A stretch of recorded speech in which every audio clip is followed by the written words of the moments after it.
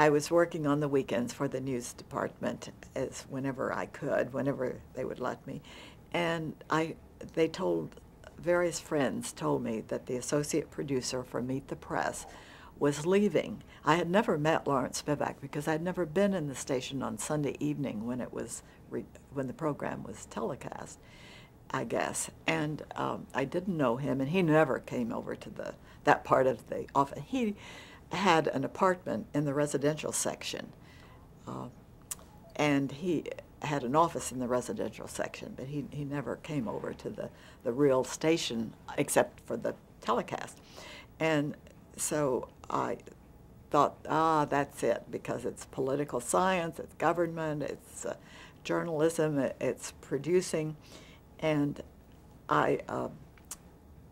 let's see, the director who did who did Meet the Press also did some local shows, and he told me about it.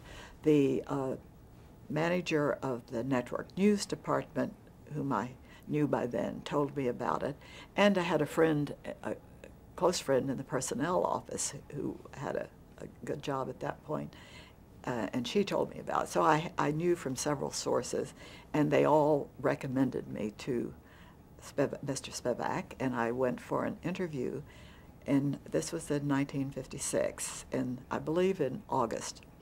And so I simply walked across to the other part of the hotel one day for the interview, and he asked a lot of questions and background. I think he was interested in the fact that I had had some production experience, which he was not at all interested in. The production end of television, he was not. He was interested in the questions and the answers and the overall look and effect of the program. But I recall asking him how many cameras they used, and he didn't know.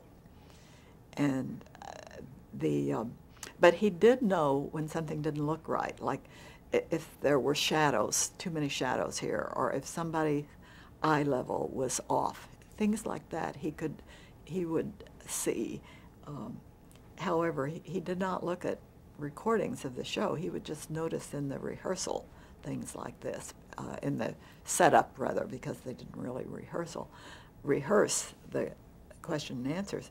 But he interviewed me, and as I recall, he didn't give me a definite answer. I think he was getting ready to go to one of the conventions, and he said for me to think about it, and he would think about it, and he would let me know when I came back. But he also wanted me to come at the same salary I was getting at the station, so that he would know that I was changing because I really wanted that work, not because of the salary.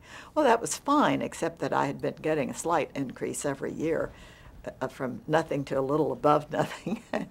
So it was a handicap, but I said okay.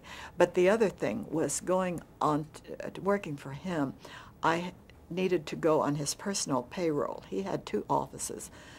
Meet the Press had two offices, one in New York, which was fully paid for, staffed by NBC, and this extra one in Washington, which he just wanted by choice, but he paid anyone who worked there, of which there was really only one associate producer.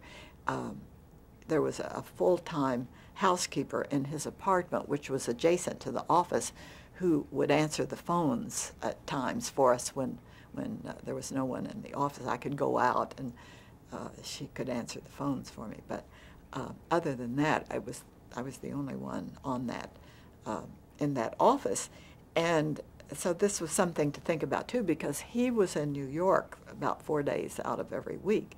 He would go up Sunday night and come back Thursday nights, usually, on the train, always.